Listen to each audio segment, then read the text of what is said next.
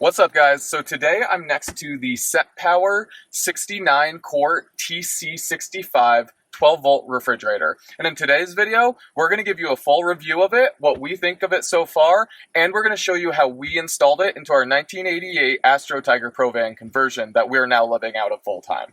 So just a disclaimer, SetPower did send us this unit, but they didn't pay us for this review. They sent us this unit seeing that we were doing a new conversion and wanted us to test it out and just put an honest review online for it.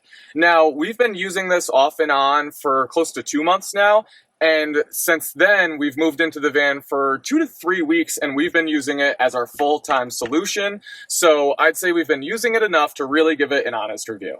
So again, this is the 69 quart or 65 liter. I believe it's the second largest size of this unit. There's one that's also a dual zone that's a little bigger, but for our build, this is what was going to fit perfectly. We're really impressed by the size. It actually holds a lot more than it looks, and we're thinking we could go close to 2 weeks on one full grocery run for refrigerated goods. Now, SetPower says that this can hold up to 89 cans. So if you're a beer drinker, a LaCroix drinker, any kind of canned beverage drinker, you can have almost 90 of those bad boys in your refrigerator. So to give you a look inside our refrigerator, here you have it, and you're gonna notice that there's a big basket on the side that you can remove out, and that makes it great to clean your refrigerator and to organize your refrigerator. You'll also notice over to the side that there's an LED light, so if you're using this as a car refrigerator or just in your van or bus, opening the refrigerator in the dark, it's gonna light up all the food in your refrigerator so you can find what you're looking for. So this is a DC chest refrigerator. So that means that it can be powered by DC power. This means if you're powering it in a car, you could just plug it into a cigarette outlet. If you are putting it into a van conversion, a bus conversion, or an RV, you could even hardwire it into the system. That's what we did. Now, the benefit of that is you're just gaining a lot of efficiency by running it DC.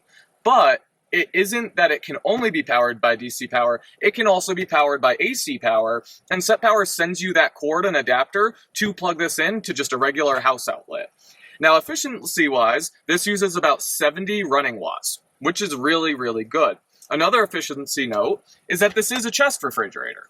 Now, cold air sinks. So if you have a chest refrigerator, when you open the lid, all of the cold air isn't spilling out like if you have a front swinging door refrigerator. Now, SetPower also has 2 different electric modes for this, or power consumption modes. One is max power. Now, the benefit of max power is that it's going to cool your refrigerator to your desired temperature within 15 minutes. And then there's also eco mode. Now, the difference there is it's going to take longer to get to that temperature, but it's going to be a much more energy efficient way. So you can kind of change the power mode that it's being supplied with dependent on your situation.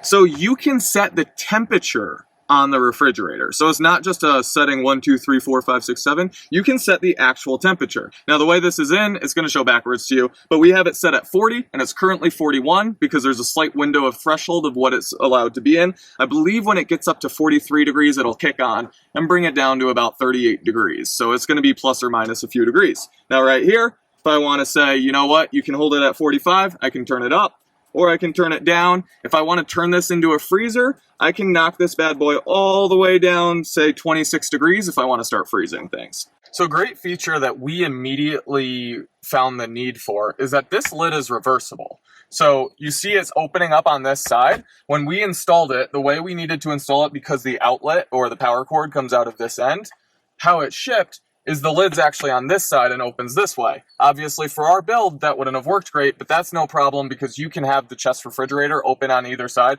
and it's super simple. It just pops right out, and then you flip it, pop it right back in.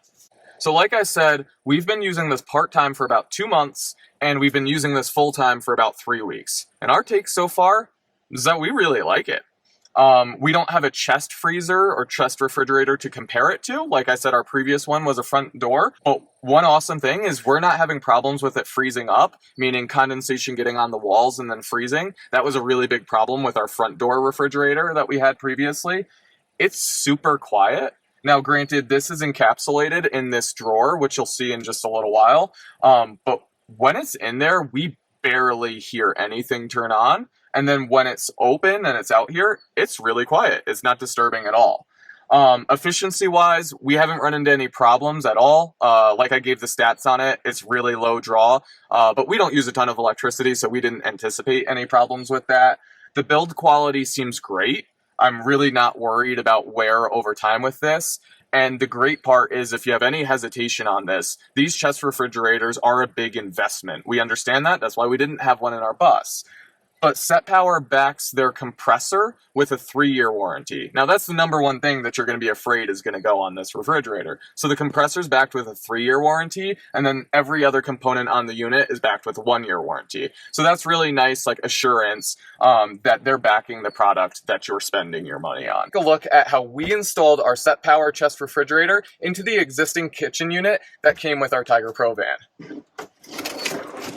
All right, so here we are. This is where we're going to be installing our SetPower TC 65. It's going to be a drawer system, so there's actually going to be a cabinet face here that will pull and it'll roll out. We're using these drawer sliders here. They're 28-inch locking drawer sliders, so if you see right there, we can unlock and lock when it's able to slide out. I'm going to frame the drawer itself with some wood and then put these sliders on 2x2s. Hopefully they're big enough. If not, I'm just gonna have to run out and get 2x3s. But yeah, let's get building this cabinet.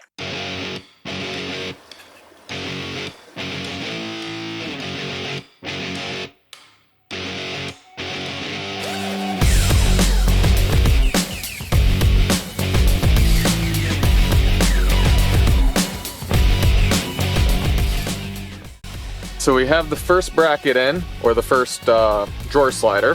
It slides out pretty nice, as you can see right there.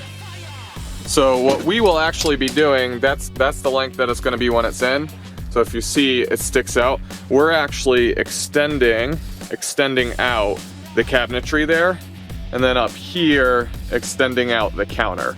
So we're kind of just bringing this entire section of our kitchen area out a little bit to be able to accommodate that, and it's also going to give us some more counter space. So I have the other stud for this, or mounting block, in there. Let's hope this keeps going. It got a little harder than anticipated, but it's going all right now. Fingers crossed.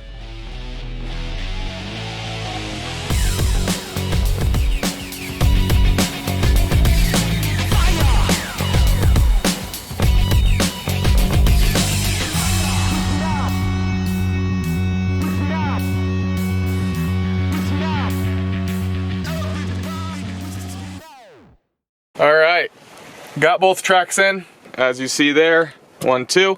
Now we gotta build the shelf. I gotta alter the way that I originally designed the shelf, just because things aren't fitting in here exactly as I planned, but I still think it's gonna come out all right. Just rather than the refrigerator dropping into the shelf, it's gonna sit on top of the shelf. So we have our cross boards cut. So these are going to go in between here, like so. We'll have 5 of those running across, and I'll screw those in now.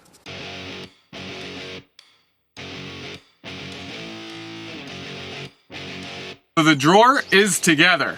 We got the slider rails mounted on the sides. We got 5 1x3s going across, so that it's plenty of weight support. Now we just gotta slide it in, throw the refrigerator on. After that, we'll have the front of the drawer. I think we'll be covering that another day because we don't have the wood for it yet, but we'll include that in this video. All right, let's slide this in.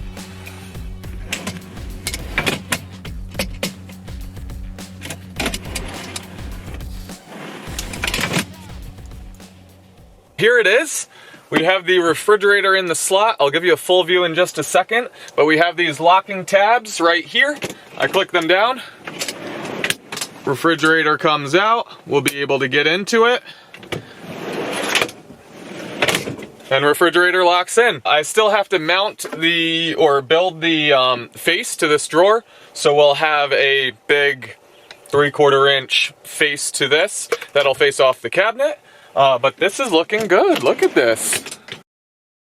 Okay, so fast forward a month, 2 months from the last time we saw you, and we have a finished product. So we left off on the drawer being finished and putting the faceplate on and installing the electrical were the only steps left, and now here we are.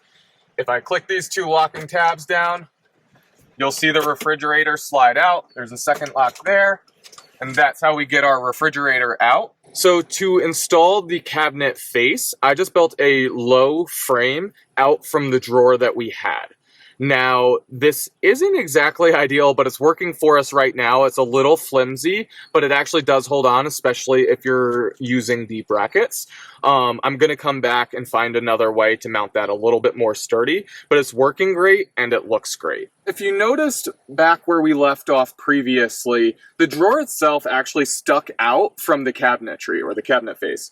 Now, if you see here, you'll see this line, and what we actually did was extended our kitchen unit out some so that the refrigerator would fit. So we gained about 7 or 8 inches of counter space when we did this as well. And one of the great things that came with this entire swap out of our normal RV refrigerator is that A, we gained that counter space, but B, we gained this top space that the old refrigerator used to use, and that allowed us to build out the largest drawer that we have in our van. So to power the refrigerator, SetPower sends you an adapter to plug into a cigarette outlet and an adapter to plug into a 120 volt, just normal house plug-in. Now, we wanted to keep both of those options still available in case we ever take our refrigerator out and put it into, say, a rental car for a weekend trip or something like that. At the same time, we wanted to hardwire the refrigerator into our DC fuse box. So what we did was we bought a cigarette outlet extension, so that gave us the female cigarette outlet port. We cut the end off of it, so we cut the male off and wired that end, those two wires, into our DC fuse panel. Then that gave us a 6-foot extension with a female cigarette outlet. Now I'll show you this all down here.